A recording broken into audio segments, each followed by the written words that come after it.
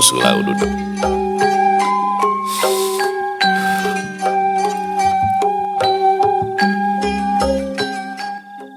Assalamualaikum warahmatullahi wabarakatuh. Sampurasun wargi dulur baraya sadayana, tepang dangudi sareng simkuring Mang Ian Kidemang Gunung Halu dina acara anu maneuh nyaeta Dongeng Sunda. Dongeng zaman kiwari ala kiwari anu nyarioskeun lalakon kahirupan mangsa bihari atanapi kabaheulaan. Kumaha dararamang palawargi sadayana atuh mugi aya dina ginanjar kawilujengan rahayu berkah salamet amin ya Allah ya robbal alamin. Dina waktos ieu simkuring sejak midangkeun hiji jejer carita anu judulna Nu Geulis di Pasir Ipis karya Kang Rompis bagian ke-85 palawargi sadayana nya. Eta anu sok di edit teh ku Neng Hera. Neng Hera anu rancunit ya. Kumaha ieu salajengna lalakon Sudira teh ulah ka mana-mana tetep manco di channel YouTube-na Kisah Tanah Sunda. Aduh hatur nuhun Mbah Habib. Namun sata acana dilajeng kade ulah hilap anu teu acan subscribe kana YouTube-na Kisah Tanah Sunda sareng YouTube Kidemang Gunung Halu. Mangga di subscribe heula supados tiasa kenging notifikasi kanggo setiap jejer carita nu salajengna oge nu sanesna. Anu parantos subscribe simkuring ngahaturkeun rebu nuhun laksa ketika bingahan atau mugi sing tiasa janten rencang anu ngahibur ka palawargi sadayana nya. Anu bari masak nyeuseuk gegerohna kanggo ibu-ibu bari ngalicin oge anu di padamelan nah nya di tempat damel di tempat konveksi bari ngajait bari naon teh motong ngobras di tempat bangunan seueur padamel bangunan cenah tukang asin aya tukang tahu aya di kantor di pabrik di pasar geuning loba anu sok ngadengikeun teh nya di perjalanan dina mobil pokona mah kadulur-dulur nu aya di lembur barayan nu aya di kota oge di pangumbaraan kumargi teu sakedik wargi-wargi urang nuju aya di luar negeri nuju ngumbara ya Masya Allah sok asa senah janten landong kasono kalembur gitu kahibur pisan Masya Allah ya alhamdulillah mugi sing janten ladang amal kanggo simkuring oge ulah hilap di like di komennya pokona nu teu komen burut awewe ge di share linkna ajakan baturnya supados manco dina ieu dongeng teh keun urang mah da etang-etang ngamumule seni budaya basa Sunda dina widang dongengnya palawargi sadayana.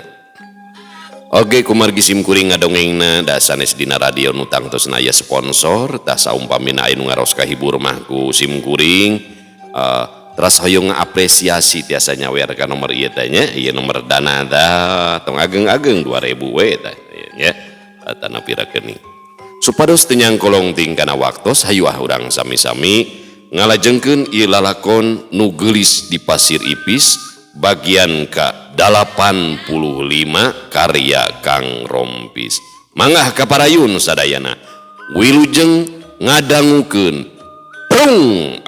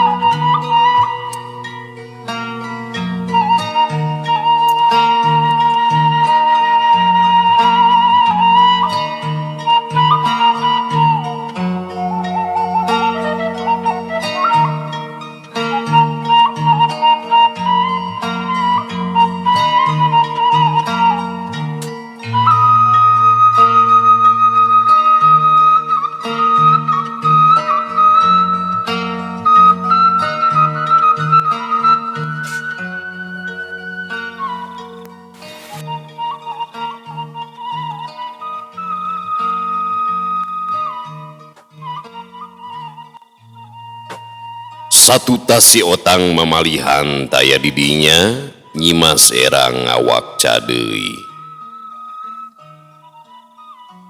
Acek komala, punten cepengan sampean Kang Otang. Margi nyilih rupa manusia kutangtungan manusia deui mah kalintang berat na teh. Pilih baik Kang Otang adu glajer nahan rasa kanyeri anu kaliwat saking.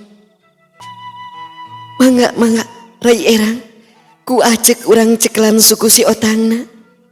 Walon den komala tungka bari gancang nyeklan suku si Otang pageuh nakranan. Kadeulah salahnya pengannya acek. Pokoknya mah acek manik, punten ieu mah sanes bade miwarang namung bade ngita. Punten eta panangan Kang Otang cepengan. Pokna Nyimas Erang deui nitah ka Ratu Kuntring Manik sangkan nyeklan leungeun si Otang. Ratu Kuntring Manik ukur unggeuh bari inyana gancang nyeklan leungeun si Otang. Nyimas Erang ngawatek pangawasana nyaeta Sir Cipta malih rupa. Sirah si Otang ditungkup ku leungeun Nyimas Erang marengan cahaya beureum ngabarasat asup kana sirah si Otang.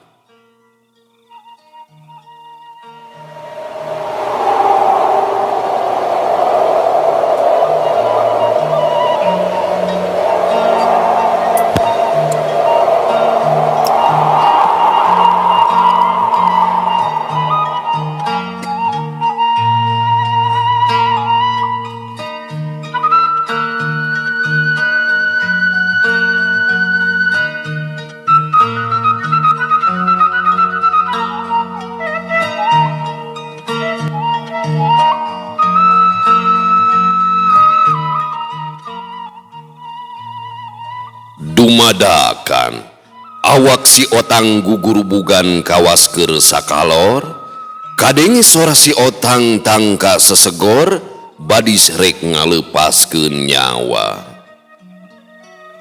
Sajongjonan mah awak si Otang teh adug-adugan bari kadenge humarurung bangun keur ngararasakeun kanyeri anu pohara. Kitu kayaan si Otang anu keur di make over ku Ratu. Make over teh nya. Ku Nyimas Erang di make over. Heuleut sawatara waktu Nyimas Erang ngejatkeun leungeunna tina sirah si Otang meh babarengan jeung robahna tangtungan si Otang jadi jirim sudira. Nyimas Erang kadenge ngarahu bangun anu kacidaripuhna atra kesangna rarenung dina tarangna. Manya ngarahuna gitu. Pok bae Nyimas Erang teh ngawakca. Lamun lain milik nama bisa baik Kang Otang teh pondok umurna lantaran ngerobah tangtungan manusia ku manusia deui anu masih kene hirup mah kacida banggana teh. Ngan untungna Kang Otang teh sobatna Kang Sudira. Inya nami boga rasa kanyaa daek bela pati ka babaturan. Ke sakedeung deui Kang Otang teh rek ditibanan deui pangawasa ku abdi. Ayeuna mah inya nak kersari tibra satu tas nahan kanyeri anu rohaka.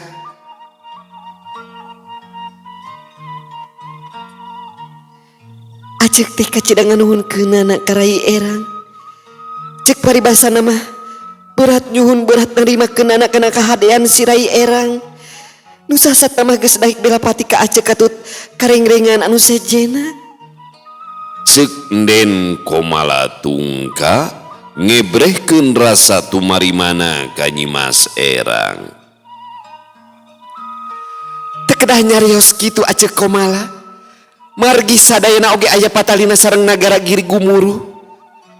Saumpamina si Eyang Lamping tos taluk atanapi bobor karahayuan mah nagara Giri Gumuruh teh bakal leupas tina kungkungan si Eyang Lamping. Tembal Nyimas Erang bari nutup ka Enden Komalatungka. Nya acek ge ngarti satuluyna kumaha ieu teh. Kang Otang arek dibawa ka mana ieu teh Rai Erang? Pokna Enden Komalatungka tumanya ka Nyimas Erang banget ku panasaran. Satu tas Kang Otang diberi pangawasa ku diri abdi. Kang Otang teh bade disumputkeun di situ Sumilang. Samangsa si Eyang Lamping datang ke lembur pasir angin, inyana bakal langsung apal ka Kang Otang anu tos disilih rupana janten tangtungan Kang Sudira. Langkung nati eta, Kang Otang oge bakal gaduh pangarti anu kacidali nuhungna. Ieu pangawasa teh pikeun ngalawanan heula si Eyang Lamping, sampai Kang Otang dicerek ku si Eyang Lamping. Kitu tah pamaksadan abdi teh. Walon Nyimas Erang netelakeun paniatan dirina ka Enden Komalatungka. Kaharti pisan ku acek Rai Erang. Mangga baik nyanggakeun ka Rai Erang anu langkung uninga. Pokna Enden Komalatungka banget ku percayana ka Nyimas Erang. Ari Nyimas Erang tunjuk balelol we. Ari Nyimas Erang teu cumarita deui. Inyana niup mun-munan si Otang bari awakna diguyahkeun. Si Otang anu geus salin jilis deh.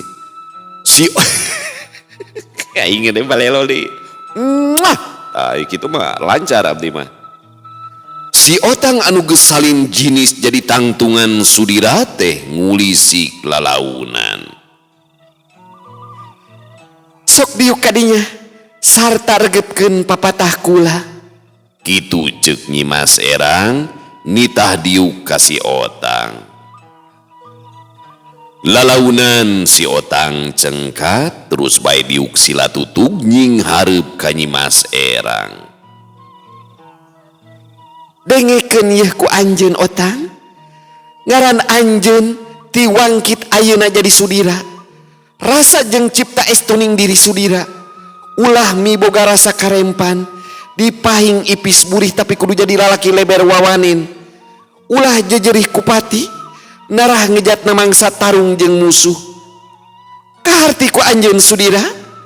Kitu pok-pokanana Nyimas Erang mere papatah kasih Otang. Si Otang ukur unggek. Syukur ari kaharti mah. Sok ayeuna mah geura peuremkeun panon anjeun Sudira. Lantaran kula terek nibankeun pangawasa sabta rumingkang. Ngarah anjeun miboga kasakten sok sanajan waktuna ukur sakeser daun seureuh.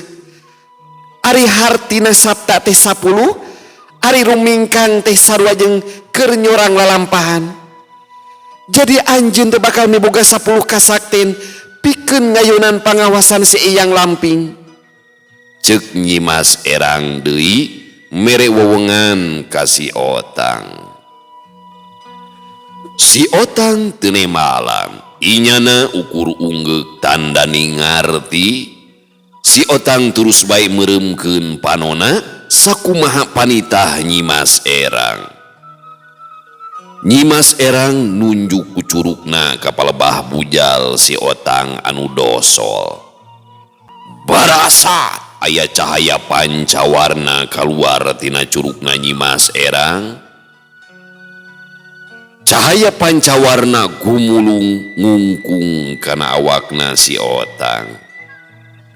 Sup cahaya pancawarna teh lalaunan asup kana palebah udel atawa bujal si Otang. Awak si Otang tangkang ngakibrig kawas nu keur muriang. Mingkin lila cahaya pancawarna anu gumulung teh mingkin reueuk, antukna mah ngiles teu kaciri deui. Kadenge amekan si Otang teh ngahegak kawas geus nyorang jalan anu kacidata rahalna, Nyimas Erang kedaling lisan deui.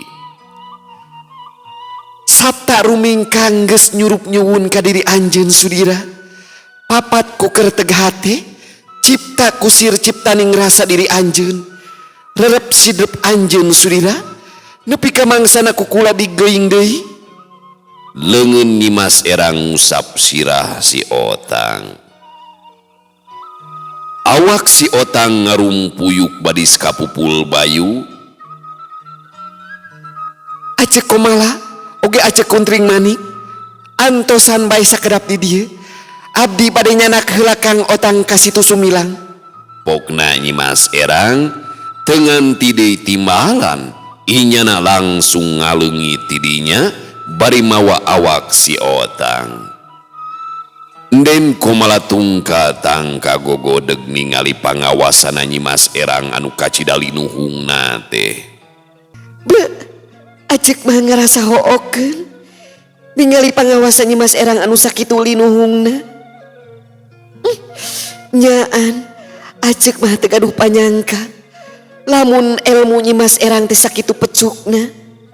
Pokna Den komala tungka ngarasa reueus kana pangabisana Nyimas Erang.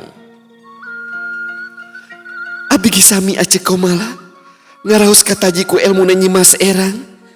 Sok sanaos abdi tangtungan Ratu Siluman, namung pangarti mah moal tiasa mapakan sirai Erang. Walon Ratu Kuntring Manik sarua ngarasa kataji ku pangawasana Nyimas Erang. Sok lamun rakananya eta Ratu Seba, geus tangtu elmuna leuwih aheng tibatan Nyimas Erang jigana mah. Ceuk Den komala tungka nyabit ka Ratu Seba. Bilih hoyong apal perkawis Ratu Seba sareng Nyimas Erang mah, ku abdi urang guar sakedik ngarah acek komala uninga. Pokna Ratu Kuntring Manik boga maksud rek ngaguar perkara Ratu Seba jeung Nyimas Erang. Mangga Rai Manik, acek kalintang panasaranana ieu teh. Walon Den komala tungka kacidabungana. Mangga acek komala, ku abdi bade diguar. Ari Ratu Seba sareng Nyimas Erang teh eta putrana Prabu Sanghyang Barata ti prameswari Nen Ratu Pohaciningrum. Samangsa bade ngecagkeun kalungguhanana, Prabu Sanghyang Barata kantos ngawakca. Anjeunna ngedalkeun amanat, ieu amanat teh kasaksen ku sadaya para pangagung oge ku sadaya rahayat nagara Siluman ulo peteng. Ratu Kuntring Manik eureun heula cumaritana kawas aya anu dipikiran. Ngan teu lila Ratu Kuntring Manik teh nuluykeun deui nyaritana. Dina eta saah Prabu Sanghyang Barata netelakeun ka Balarea yen anu bakal nyepeng kalungguhan di nagara ulu peteng teh nyaeta putrana anu kahiji anu taya sanes lintang ti Ratu Seba. Saur Prabu Sanghyang Barata mangsa harita, Ratu Seba teh kaduh kajembaran dina widang kanagaraan, sikepna teges sareng tandes, tapi taragaplah dina ngadamel hiji putusan.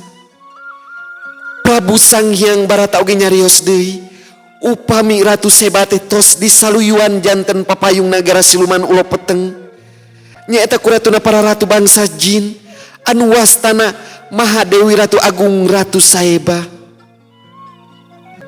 Tah upami Nyimas Erang mah diwaris ku ilmu panemu sareng kasakten kuramana nyaeta Prabu Sanghyang Barata. Lintang ti eta Nyimas Erang oge dipeuseuh pangartina ku Begawan Bargamana. Ari Begawan Bargamana teh hiji sesepuh ti Karajaan Agung Giri Kancana. Ari nagara Giri Kancana diratuan ku Mahadewi Ratu Agung Ratu Saeba. Kitu saketerang abdi mah acek komala. Ceuk Ratu Kuntring Manik mungkas caritana.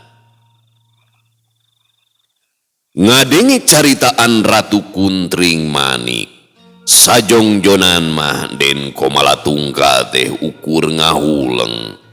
Sing horeng sakabeh bangsa lelembut teh aya dina kungkungan Ratu Agung nyaeta Mahadewi Ratu Saeba. Paingan cenah Dewi Rarang anu katitisan ku Ratu Saebah teh teweleh di deketan ku bangsa siluman, kitu cek pamikirna Den Komalatungka dina danget harita. Den Komalatungka pok bae ngawakca. Ke, itu aya nu tacan ka harti ku acek. Sakat terang acek mah, Ratu Saebah teh bangsa jin Islam. Tapi tadi acek nguping, lamun nyimas erang teh diwarah pangartina ku begawan bargamana. Kapan begawan bargamana teh sami sareng Ratu Saebah? Nya eta bangsa jin Islam. Nah geuning tiasa kitu. Memeh ngawalon Ratu Kuntring Manik teh nyerenge seuri. Emutan ku acek kumala. Naon bentena sareng bangsa manusia. Aya anu kafir, aya oge anu ngagem agama Islam. Sok sanaos benten ageman, namung sadayana ge tunggal makhluk pangeran. Kedah silih asa, silih asih, silih asuh, silih hargaan sok sanaos benten ageman. Ulah disamarutkeun upami bangsa siluman teh sami sareng bangsa iblis. Kacida bentena eta teh teu sadayana bangsa siluman nuturkeun kana karepna iblis. Bangsa siluman oge sami bae gaduh adab, tukuh kana agamana. Nya kumaha bae bangsa manusia sok sanaos teu ngagem agama Islam, namung sanes hartosna nuturkeun kana ajaran iblis. Janten upami nyimas erang guguru ka begawan bargamana eta teh taya lepatna. Ari namina diajar ilmu mah teu kedah salawasna kanu saageman, atanapi kedah ka sabangsana deui apanan. Acek komal oge tangtosna langkung uninga perkawis eta mah. Walon Ratu Kuntring Manik mere wewengan ka Den Komalatungka. Nya kaharti pisan ku acek Rai Manik. Nuhun Rai Manik, tos masihan wewengan ka acek. Tembal Den Komalatungka beungeutna atra marah mai.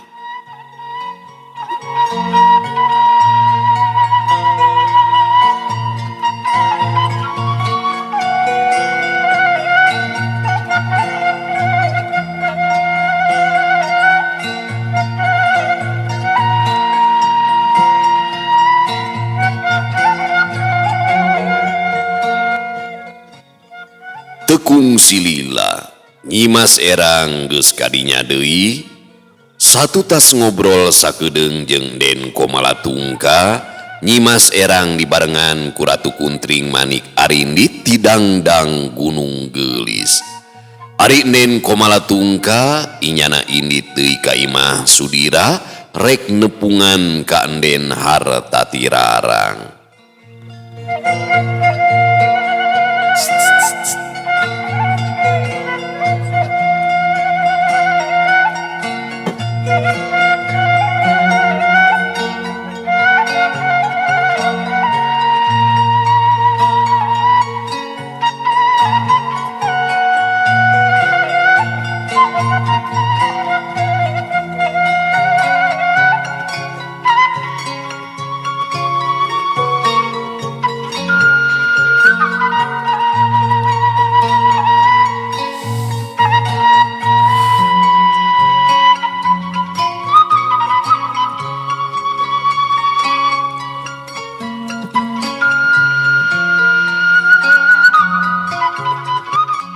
Gancangna carita satu tas aya di hareupeun imah Sudira. Den Komalatungka terus bae uluk salam. Ari anu muka panto teh kabeneran Dewi Rarang. Ke, bari ka saha bibi? Nganjang teh asa mahiwal teuing. Ieu teh tos wanci inung peuting apanan. Pokna Dewi Rarang geuh-geuy ka Den Komalatungka. Bibi teh bade kabiang si Nyai, si Rai Hartati sanes bade nepangan ka Kang Sudira ieu. Walon Den Komalatungka bari seuri nyindiran ka Dewi Rarang. Hapunten bibi, manawi teh bade kakang Sudira sakawit mah bade dijekok ruruntuyan ku abdi teh. Mangga bae bibi kalebet. Pokna Dewi Rarang bari inyana miheulaan ka jero deui. Den Komalatungka gancang bae unggah ka jero imah, satu tas diuk pok bae Den Komalatungka teh ngawakca. Kumaha Rai Hartati tos rengse pancakaki sareng si Nyai Dewi teh? Berkah aja Komala, kula geus ngebrehkeun sagala rupana ka si Nyai Dewi. Sok sanajan tadi mah aya nu ngajak padungdung heula ngaduweuseun. Nyai, tah ieu teh si Acek Komalatungka nu kungsi ku ibu dicaritakeun basa tadi. Sobat ibu tibu budak, batur ngabaung mangsa rumaja. Waler Den Hartati Rarang bari gumujeng. Hapunten bibi Komala, abdi tos kumawantu. Cek Dewi Rarang bari munjungan ka Den Komalatungka. Teu naon Nyai Dewi, bibi ge bisa ngamaklum. Kalakuan hidup mah teu miceun sasieun jeung biang hidup. Babari ngaberung nafsu gampil hahauk polotot. Saur Den Komalatungka bari ngagigik seuri. Atuh da ari uyah mah moal teh ka awang-awang Acek Komala. Teng manuk teng anak badak kukuncungan. Lakuning kolotna geus pasti sok nurun ka anakna. Nyai Dewi, rengekeun ku hidup. Anu salila ieu ngaping sarta nyurup nyuwun kana raga hidup teh. Tayalian lintang tisa Acek Komala. Ngahaja dititah ku ibu, ngarah hidup bisa katalingakeun. Saur Den Hartati Rarang masihan iber ka Dewi Rarang. Ku tante ieung baruk. Eta mah bahasa Cilangari. Ku tante paingan salami abdi teh sok ngaraos lungleng tepugu. Hatur nuhun bibi. Tos haat ngaping nalingakeun ka abdi. Ngan omat bae ulah nyurup nyuwun nalika abdi paduduan sareng Kang Sudiranya. Sanesna naon ieu teh? Bilih bibi Komala kabita. Kitu ceuk Dewi Rarang bari ngagigik seuri. Ah boro-boro Dewi Rarang Kang Imang ge nu ngadengikeun sok kabitaeun. Ai Kang Imang mah hayang teh ka Neng Ina. Atak pas Neng Ina kasih otang teh oh langsung stres. Nepikeun ka kamari manekan ngadahar kos kaki 5 siki. Terus dibawa ka UGD. Kabeneran nu tugasna teh aki-aki. Salah nyuntik meureun bujur Kang Imang teh ku garpu da manehna keur meuli baso tahu. Gejos gua pokona katurung katutu tah gara-gara Neng Ina teh. Nasib Kang Imang.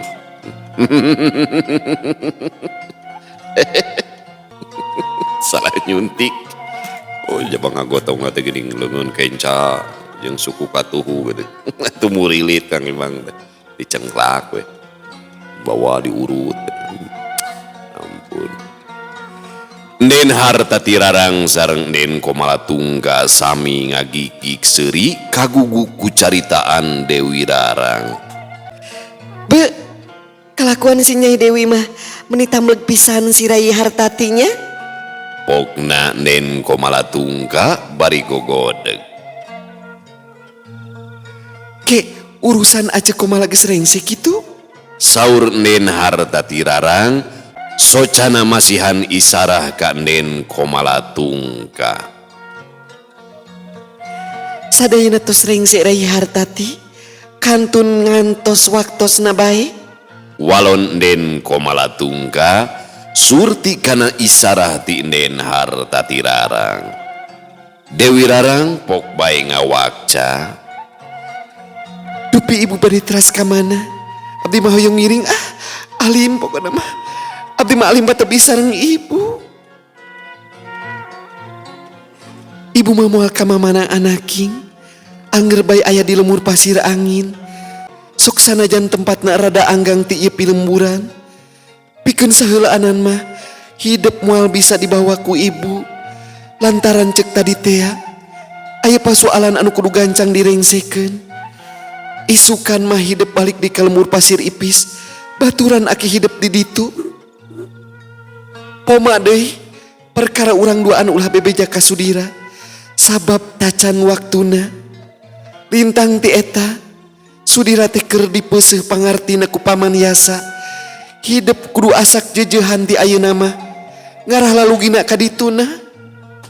Saur Den Hartati Rarang masihan deui pepeling ka Dewi Rarang. Kahartos ku abdi ibu, saumpamina abdi hoyong penak sareng ibu, kumaha carana? Piraku nama nembehan lawung jug teu aya deui, bakal ngejangjawing ka abdina, moal tiasa lipur kitu bae.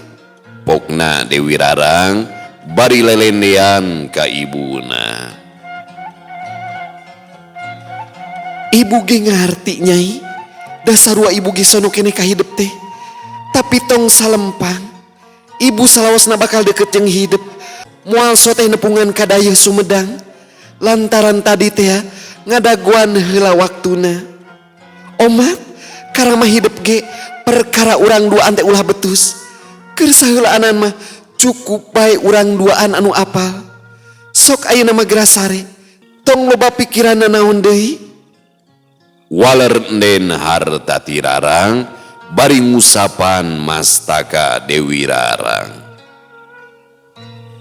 Dewi Rarang ngarangkul pageuh ka ibuna, ngarasa sungkan rek papisah teh. Ayeuna ibu jeung si bibi kumaha rek indit deui. Doakeun ku hidup sangkan pasoalan ibu teh gancang rengse. Dewi Rarang timbang unggeuh.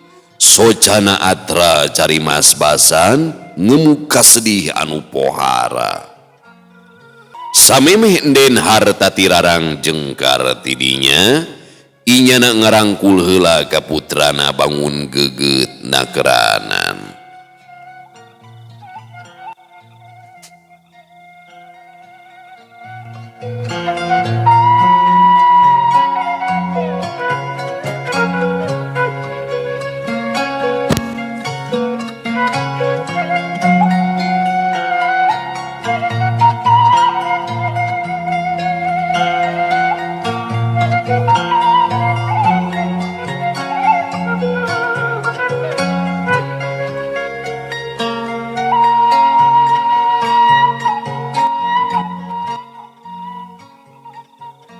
Satu tas Den Komalatung ka amitan ka Dewi Rarang, jirim Den Hartati Rarang sareng Den Komalatung ka geus ngaleungit tidinya. Dewi Rarang ngusapan damisna anu baraseuh ku Cisoca. Nuhun Gusti, abdi tiasa keneh dipenakeun sareng anjeunna. Ibu anu ilang na mangsa abdi nuju alit. Indung anu teu woleh kapidandam me saban wayah. Asa guligah manah ayeuna mah. Aya geusan paku kumaha samangsa diri abdi boga karung sing pikir katugeuna hate. Kitu gerendeungna Dewi Rarang, hatena kebek ku kabunga. Dewi Rarang gancang cengkat tina diukna, inyana terus bae asup ka kamarna.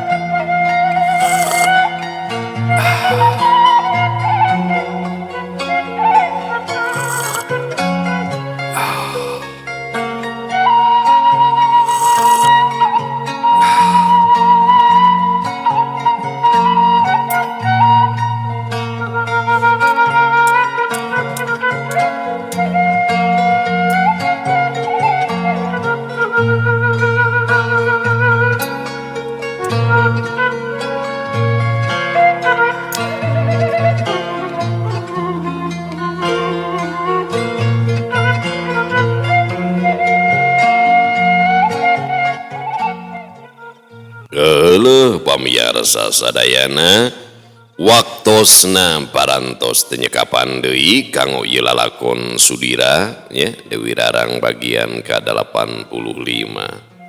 Insyaallah mungkin urang lajengkeun kana bagian anu ka-86.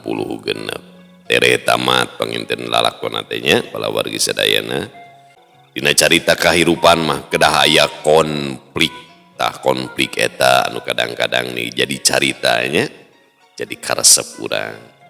Ning Hera Renata insyaallah kin sonten saurang teh ngupload 2 dongeng.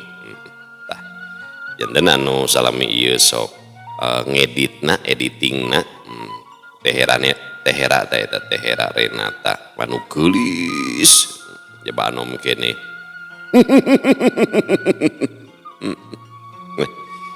Doakeun sing sehat ning Hera Renata oge Kang Rompis nanya eta duet anjeunna teh.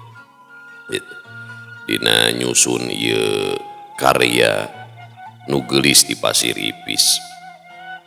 Sing sarehat sing jalema rizkina da di zaman kiwari mah estuning teu aya naonnya teu aya celah kanggo milari kauntungan tina karya dongeng Sunda teh estuning leres-leres dina raraga ngamumule seni budaya basa Sunda anu kiwari tos ngawitannya luntur kolot-kolot urang Sunda teh ngadidik ngobrol ka barudakna teh lain basa Sunda nu geunaheun basa Indonesia we nya nepikeun kaloba barudak ngora zaman kiwari geus poho geus teu bisa mun diajak ngobrol Sunda teh.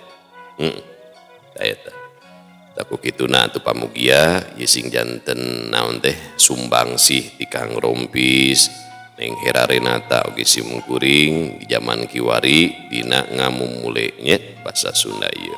Keun we di mana we carana mah. Oge dina setiap kisah lalakon teh pamugi sing janten eunteng keur kahirupan urang sadayana. Da manusia mah geuning model Sudira nya Sudira nepikeun ka ngalaman nincak heula salah gitu palawarginya. Nepikeun ka ibu-ibu mah greget eta ka Sudira. Greget ka Sudira teh. Beda digulang gaper ku deing ina nu gademol, engko greget tapi harayang.